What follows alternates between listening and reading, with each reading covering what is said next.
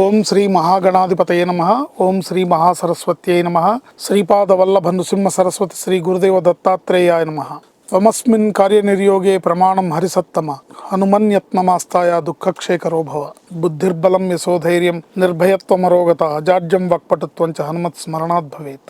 సంతోషం భక్తి ప్రేక్షకులకు శుభోదయం, సుస్వాగతం, నమస్కారం. ఈరోజు పంచాంగం. ఈరోజు అంటే డిసెంబర్ 7వ తేదీ 2024 సంవత్సరం శనివారం. ఈరోజు సూర్యోదయం ఉదయం 6:37, సూర్యాస్తమయం సాయంత్రం 5:38. తిథి శుక్ల షష్ఠి పగలు 11:03 వరకు, తదుపరి సప్తమి. నక్షత్రం ధనిష్ట సాయంత్రం 4:47 వరకు, తదుపరి శతభిష నక్షత్రం. యోగం వ్యాఘాత యోగం పగలు 8:40 వరకు. హర్షణ యోగం రాత్రి తెల్లవారుజామున 6:24 వరకు. కరణం తైతుల కరణం పగలు 11:03 వరకు, తదుపరి గరజి కరణం 10:23 వరకు.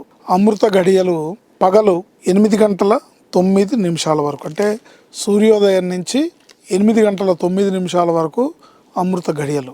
దుర్ముహూర్తం ఉదయం 6:37 లగాయతు 8:05 వరకు. వర్జం రాత్రి 11:45 లగాయతు 1:18 వరకు. రావుకాలం ఉదయం 9 గంటల నుంచి 10:30 వరకు. ఈరోజు విశేషం ఏంటంటే సుబ్రహ్మణ్య షష్ఠి పారణోత్సవాలకు, అంటే నిన్న ఉపవాసం ఉన్న వాళ్ళు ఈరోజు సుబ్రహ్మణ్య షష్ఠి పూజ చేసుకొని భోజనం చేయడానికి ఈరోజు పనికొస్తుంది. అలాగే మహాషష్ఠి అని కూడా అంటారు. ఈరోజు మల్లాసుర సంహార షష్ఠి అని కూడా అంటారు. అట్లాగే మిత్ర సప్తమి, నందా సప్తమి అని కూడా ఈరోజు విశేషమైన రోజు. ఈరోజు శ్రాద్ధ తిథి, సప్తమి తిథి. మార్గశిర మాసం శుక్లపక్ష సప్తమి రోజు గతించిన పెద్దలకి శ్రాద్ధకర్మ నిర్వర్తించడం ఈరోజు విధాయకం. సో మీ కుటుంబంలో ఎవరైనా పెద్దలు గతించిన వాళ్ళు మార్గశిర మాస శుక్లపక్ష సప్తమి రోజు గతించిన వారంటే వారికి ఈరోజు శ్రాద్ధకర్మ నిర్వర్తించడం ఉత్తమమైన చర్య. ఈరోజు ఆంజనేయ స్వామిని దర్శించడం, ఆంజనేయ స్వామికి పూజ చేయడం చాలా విశేషమైన ఫలితాలను ఇస్తుంది.